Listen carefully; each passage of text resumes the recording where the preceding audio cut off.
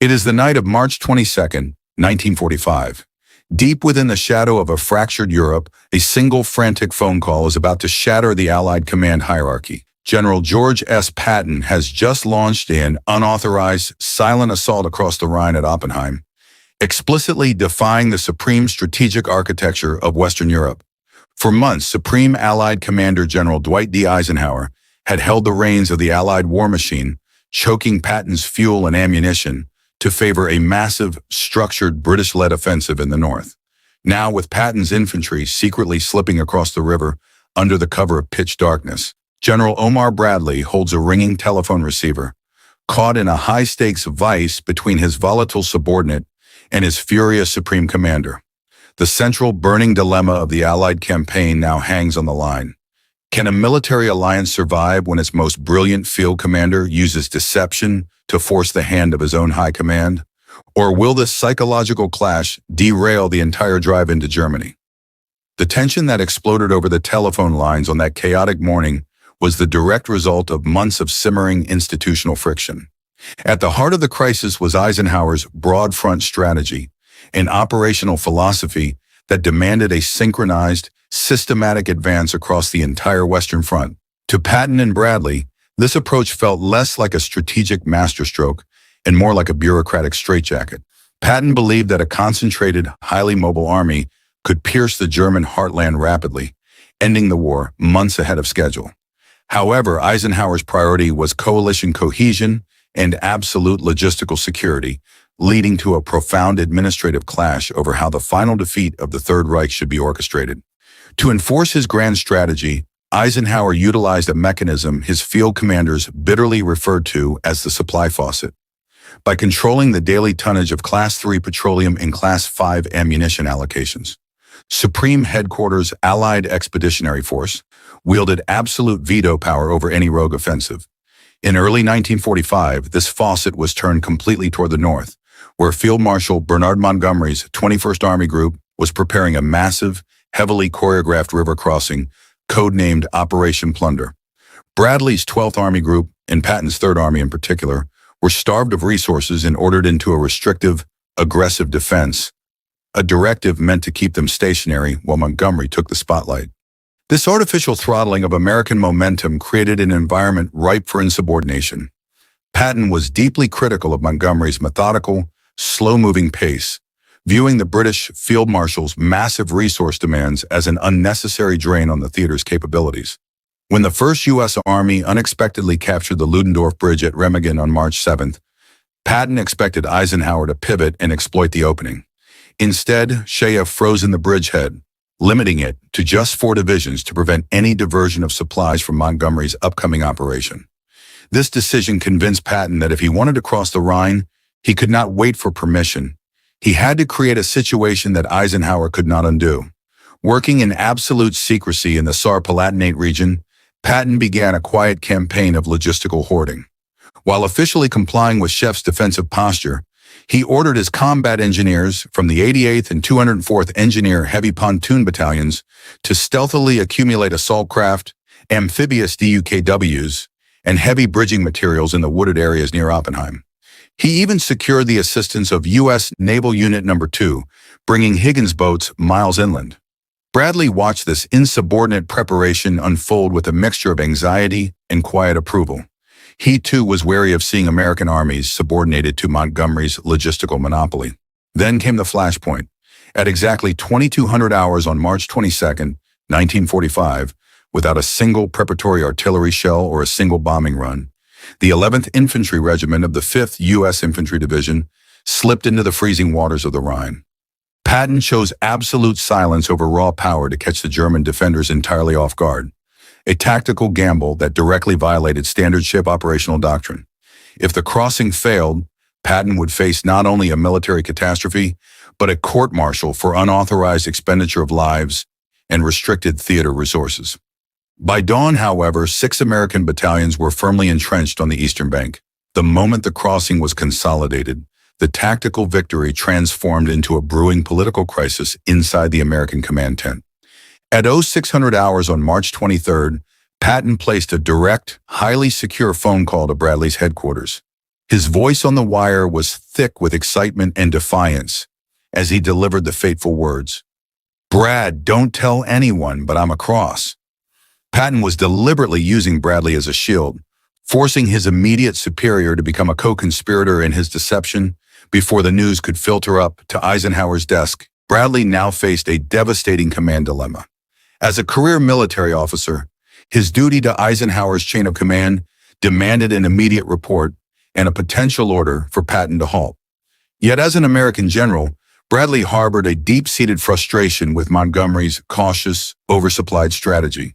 In his private reflections, Bradley would later admit how much he wished Montgomery would take a chance and attack without insisting on an overwhelming preponderance of force.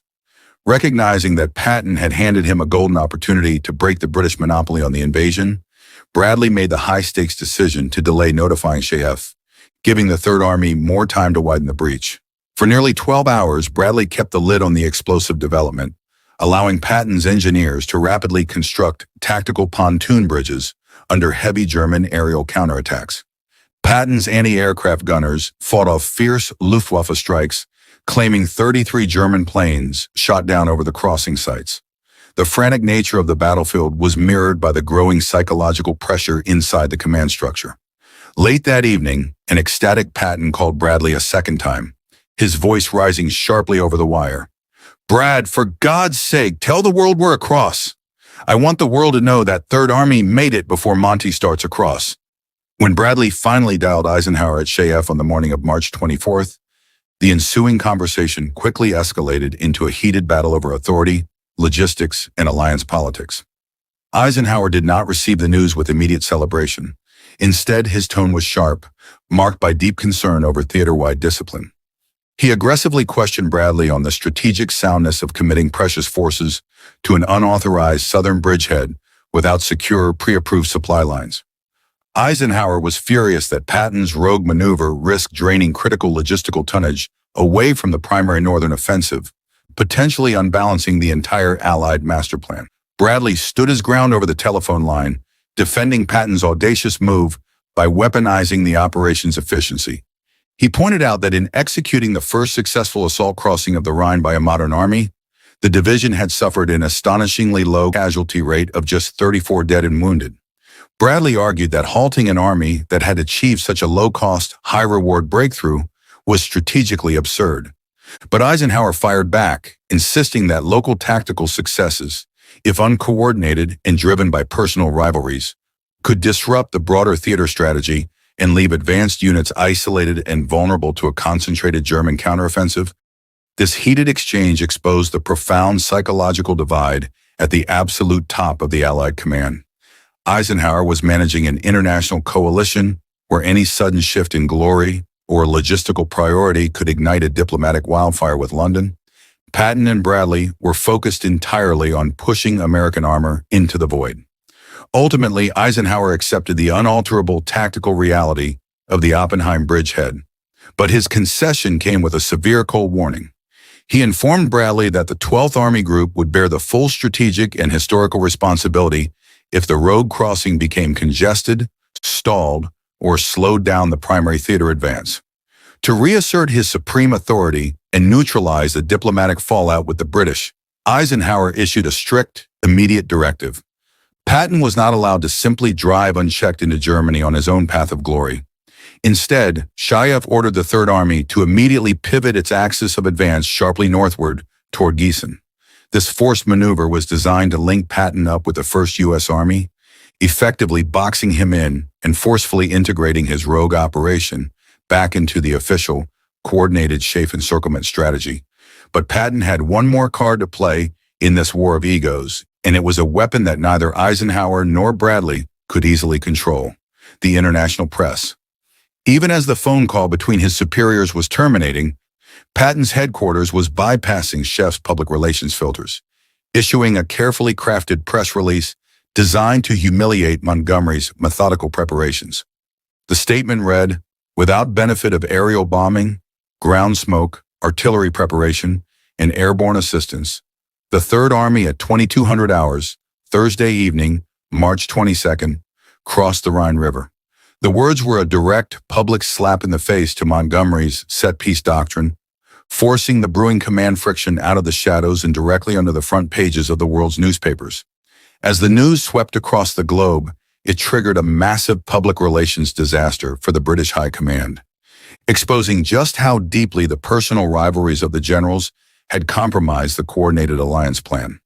Prime Minister Winston Churchill had already pre-recorded a triumphant radio address congratulating Montgomery on executing the first assault crossing of the Rhine in modern history. Due to a staggering administrative blunder by the British Broadcasting Company, the recorded speech was broadcast exactly as scheduled on March 24th, completely ignoring the reality that Patton's Third Army had already been firmly established on the eastern bank for over 36 hours. Patton watched the unfolding media chaos with immense satisfaction, knowing his gamble had successfully cornered the Supreme Commander. Eisenhower was now trapped in a vice of public perception and operational defiance. His rogue general had not only crossed the Rhine without authorization, but had also publicly humiliated the British leadership, threatening to fracture the political cohesion of the entire Anglo-American alliance. As Patton prepared to cross the Oppenheim Bridge in person to stage a series of highly visible, mocking spectacles on the eastern bank, the phone lines between Shayoff and the front lines began to buzz with an even more dangerous question. How far would Eisenhower go to discipline a subverting general who was winning the war faster than the grand strategy allowed? To cement his victory, Patton engaged in a series of theatrical displays on March 24th that bordered on the absurd, further infuriating the diplomatic, delicate sensibilities, accompanied by his aides, Colonel Charles Codman and Lieutenant Al Stiller, and the 12th Corps commander, General Manton Eddy. Patton crossed the newly constructed bridge at Oppenheim. Midway across, he halted the procession, famously pausing to spit into the Rhine, a gesture that symbolized his complete rejection of the cautious, set-piece style of warfare championed by Montgomery. Upon reaching the eastern bank, Patton staged a deliberate landing, stubbing his toe and falling intentionally to grab a handful of German soil, mocking the legends of Scipio Africanus and William the Conqueror to emphasize that he, too, was a conqueror who had claimed this land by force of will. These actions were not merely personal eccentricities. They were calculated maneuvers to finalize the fait accompli. By performing these theatrics, Patton transformed the tactical bridgehead into a historical legend, making it impossible for Eisenhower to order a withdrawal without risking a catastrophic loss of American morale. The images of his theatrical landing were rapidly distributed to international press, effectively neutralizing any lingering diplomatic objections from London. Eisenhower, now forced to present a unified front to his political masters, had to swallow his pride. At a press conference in Paris on March 28th, he publicly praised the drive and maneuver of Bradley's armies alongside Montgomery's northern effort, effectively granting retroactive legitimacy to Patton's insubordination. The fallout from this defiance reached deep into the logistical heart of the campaign. While Montgomery's Operation Plunder proceeded as planned in the north, the focus of the entire Allied expeditionary force was now fractured. Patton's rapid transit had forced Bradley to divert critical logistical resources, shunting fuel, ammunition, and engineering assets away from the pre-planned northern supply corridors to sustain the Third Army's unauthorized eastern push. This created a logistical nightmare for Shayoff, as the sudden surge of traffic toward the Oppenheim sector threatened to create a bottleneck that could jeopardize the entire theater's movement. The friction was not solely defined by the rivalry with Montgomery. It revealed a fundamental instability in the Eisenhower-Bradley-Patton triad. Bradley, functioning as the primary buffer, lived under constant, acute stress, attempting to manage Patton's insatiable tactical hunger while simultaneously maintaining Eisenhower's trust. Bradley's measure of freedom policy, where he allowed Patton just enough leash to conduct these limited probes, eventually became the very tool that allowed the Oppenheim operation to spiral into a theater-wide strategic disruption. As the Third Army drove north toward Gießen, the strategic necessity of the move was clear, yet the psychological toll on the command team was profound. Patton's success at Oppenheim proved that Eisenhower's broad front strategy was not as invincible as Shayoff claimed. It was, in fact, a rigid construct that often suffocated the very initiative that could end the war. This revelation forced Eisenhower to acknowledge that he was not just a supreme commander. He was a mediator of human egos who had to decide if he would tolerate a brilliant subordinate who frequently threatened the stability of the entire coalition. The tension between command discipline and operational brilliance culminated in a grim visit to the realities of the war they were winning. On April 12, 1945, Eisenhower, Bradley, and Patton visited the salt mines at Merkers and the concentration camp at Ohrdruf. The experience of confronting the true horror of the Nazi state briefly stripped away their rivalries. Yet, even in the depths of the Merkers mine shaft, Patton's irrepressible and reckless nature resurfaced. As they descended into the deep, dark shaft in an elevator supported by a single thin cable, Patton turned to Eisenhower and remarked, "If that clothesline should part, promotions in the U.S. Army would be considerably stimulated." Eisenhower's reaction was instantaneous and icy, cutting through the darkness of the shaft. "Okay, George, that's enough. No more cracks until we are above ground again." This short, sharp exchange summarized the entire European campaign, a constant grinding friction between Patton's reckless, dark humor and the heavy, crushing responsibility Eisenhower carried as the arbiter of the Allied victory. Even in the face of the most heinous crimes of the war, the personality of the logistician Eisenhower and the driver Patton could not find common ground. Patton's defiance, while objectively a breach of discipline, had objectively accelerated the collapse of the German 7th Army and forced a rapid link-up with the 1st Army that Eisenhower eventually capitalized upon. It forced the Supreme Commander to integrate the unauthorized success into his official plan, transforming a rebellious act into a strategic victory. But the cost was the permanent erosion of trust between the men at the top. If Patton had failed at Oppenheim, the logistical strain would have left his Third Army vulnerable to a German counteroffensive, potentially turning the crossing into a disaster that would have stained the reputations of both Bradley and Patton.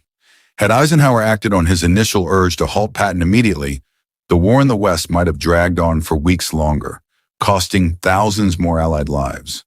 The alternate reality of the Oppenheim crossing is one of potential catastrophe, a what-if scenario where the German military intelligence had anticipated the silent boat assault, turning the river into a graveyard for the 5th Infantry Division. The resolution of this crisis highlights a vital, often overlooked truth about World War II command. Eisenhower was the architect of the victory, but the improvisers, the commanders who operated on the edge of the supply lines, were the ones who maintained the momentum. Eisenhower's management of Patton was a delicate dance. He had to keep him on a short enough leash to avoid diplomatic disaster, but keep him unleashed enough to harness his tactical genius. The Oppenheim crossing was the moment that leash nearly snapped entirely. As the conflict in the European theater drew to a close, the events at Oppenheim were sanitized and folded into the broader, heroic narrative of Allied liberation. The messy, frantic phone calls, the logistical hoarding, and the bitter arguments over authority were largely buried in the official archives, replaced by the unified image of a flawlessly executed strategy. Yet, in the private letters and diaries of the commanders, the scars of this rivalry remained. The lasting significance of this event is found not in the tactical map, but in the evolution of modern command and control. The Oppenheim episode forced the U.S. Army to confront the reality that rigid, top-down logistical control can sometimes become its own greatest obstacle to victory. The decision to allow Patton's rogue crossing to stand was perhaps Eisenhower's most pragmatic, albeit painful, decision of the final months of the war. It proved that in the chaos of global conflict, even the Supreme Commander must sometimes defer to the reckless, driving ambition of the man on the front line.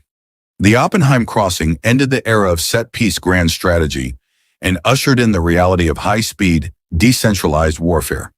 Patton's success forced the entire Allied war machine to adapt to a faster tempo, fundamentally altering the way the final drive into Germany was conducted.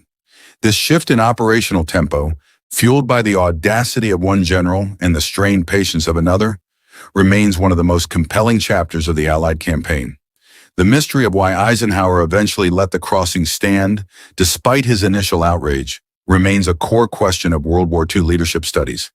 It was not a lack of control, but a masterful recognition that the tide of war had shifted irrevocably toward the Allied side. Eisenhower knew that by the time he could have issued an enforceable halt, the Oppenheim bridgehead would already be an unstoppable force. Ultimately, the friction between Eisenhower, Bradley, and Patton at Oppenheim serves as a stark reminder that history is rarely as neat as the official reports suggest. It is a human story of ambition, hierarchy, logistical struggle, and the blurred lines between insubordination and military genius. The phone call was over, the bridgehead was secure, and the war was heading toward its conclusion. But the lessons of that night at Oppenheim would continue to be debated by historians for decades to come. Do you believe Patton's act of defiance at Oppenheim was justified by the results? Or did his pursuit of personal glory represent a dangerous threat to the unity of the Allied war effort? Let us know your thoughts in the comments below, and don't forget to subscribe and hit the notification bell.